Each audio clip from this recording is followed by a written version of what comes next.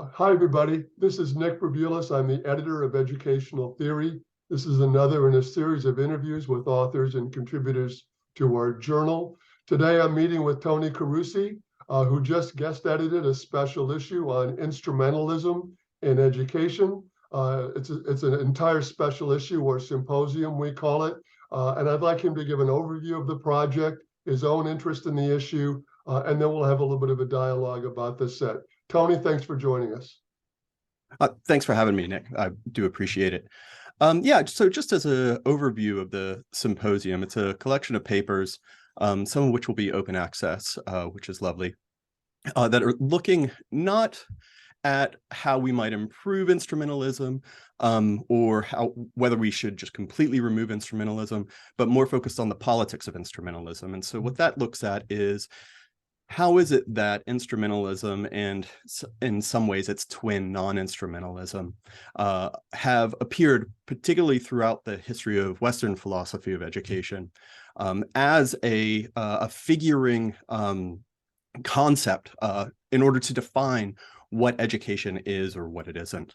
And so what we have is a series of articles that are looking at the ways in which there's a politics in inserting instrumentalism in education. Now, obviously, by saying inserting, that means already that we don't, or the collection of papers don't consider instrumentalism as something that is inherent to education, that it's necessarily there, but that it is instead inserted, or differently, that it's twin or shadow, or however you want to say it, or its opposite, non-instrumentalism, even though it's a non, is just as much inserted into education.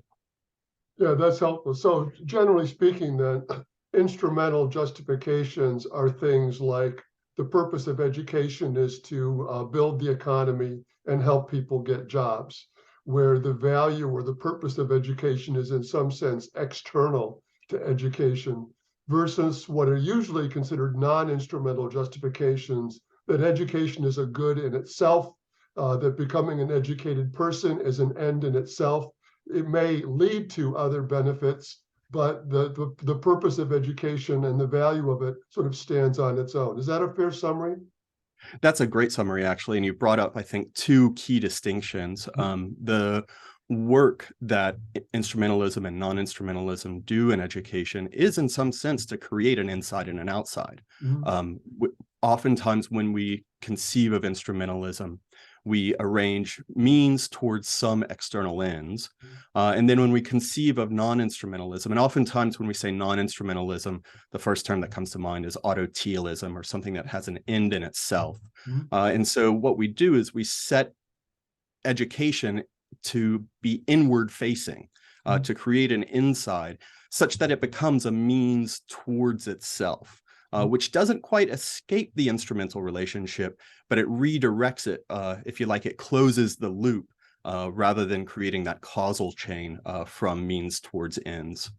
Yeah, I think that's a helpful clarification. Thank you. So yes, I mean, for those of us who are educators, we often don't like instrumental justifications, although obviously among policy members, policymakers, legislators, and even sometimes parents, and others, and even students themselves, frankly, the instrumental ends or purposes sometimes take precedence, especially during perhaps difficult economic times, human capital development, et cetera.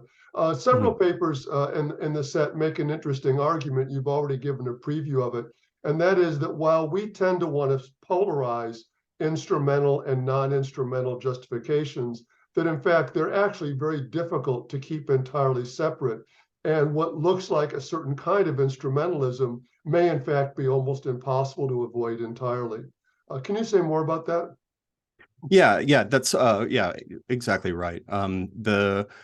This is in essence why we're referring to a politics of instrumentalism, because and in the introduction I refer to a sort of graphical representation of non/slash or stroke instrumentalism, because they aren't so easily disentangled. And what that means is, in order to articulate a notion of education, be it something that's aimed towards external ends or something that's aimed internally, there's a politics involved there, right? You aren't Well, and this is a bit of a side problem that we run into with instrumentalism, that we discuss in the journal as well, where when we define education according to its ends, we actually circumvent the question of what is education. And so there in and of itself is a politics, is to skirt the issue of what education is by attaching it to some external, and we can get a little bit more nuanced with the internal, the in itself or the autotelic version. That politics involved in that allows us to overlook what education is in favor of what it's for. And so we have a couple of articles that are teasing some of those distinctions out as well. But particularly for an audience who's interested in theorizing education, questions of what education is, this notion of instrumentalism is, I would think, pretty important, because it's one of the primary ways I see the question of what education is being answered somewhat retroactively in the sense that we say education is for X, and if it's for X, then we can measure or at least evaluate what education is in terms of whether it's meeting that X. And so through that logic, we've never actually talked about what education is. We've only talked about what education is good at achieving. Sure. Yeah, that's great. And of course, that leads to a theme in a couple of different papers, which is in fact debates. While we sometimes excoriate the idea of instrumentalism, debates over instrumentalism can actually have a positive effect. Yeah, that's exactly right.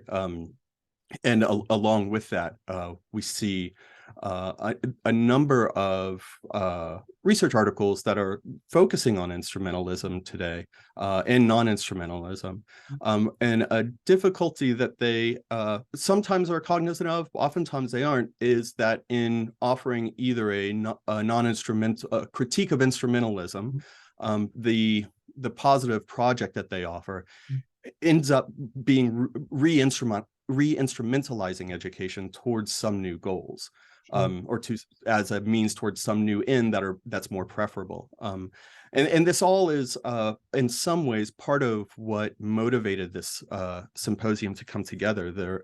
The group of authors belong to an organization called SCAPE, Studies in Conflict and the Political and Education. And we have this concern about the way in which normative notions of education are allowed to operate under the guise of some sort of, if you like, a contrived consensus. And we're much more interested in the work that dissensus does in the formation of education. And instrumentalism is one of those key points where we see quite a bit of dissensus going on, but at the same time, there's this unacknowledged consensus that, well, we may have some disagreements about what the education will be a means toward, what end that'll be a means toward. But ultimately, we all agree that it should be a means toward, again, the ends will vary, but it should be a means. And so a few of the articles are focusing in on that and wondering a bit about what is it that we do to education when we position it as means, even if we can argue about those ends.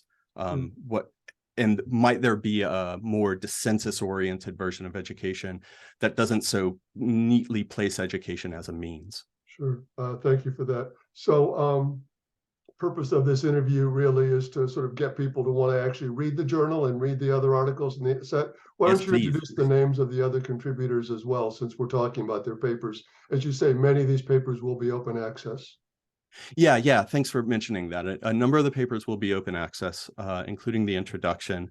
And so I'd encourage everyone to at least give that a look to see if they're interested in particular articles. I'll try and do this from memory in order of appearance. I believe the first article will be from Claudia Rutenberg, who is at University of British Columbia. And then Tomasz Szudlerek, who's at University of Gdańsk.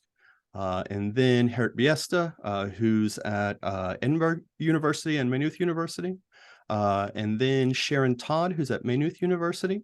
And then Maria Mendo, who's at University of Gdańsk. And then Carl Anders Safstrom, who's at Maynooth University. And then finally myself.